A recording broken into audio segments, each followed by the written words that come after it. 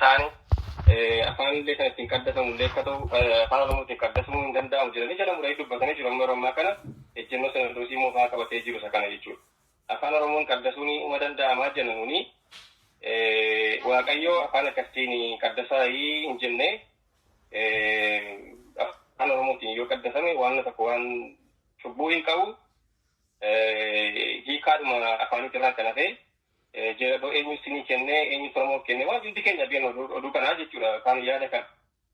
So ergama kana uummata Oromoo baachuun waan isaaf hin taane baatee deemuuni irra hin jiru.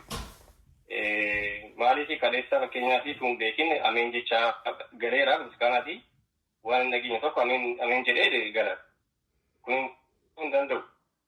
So kaayyoon bu'uura isaa kana jechuun barbaadeen keessan beektu uummati garuu hin beeku uummata atu barsiifne hubachiifne gaariidha carraa arganne jechuun barbaadeen galatoomaa faadha.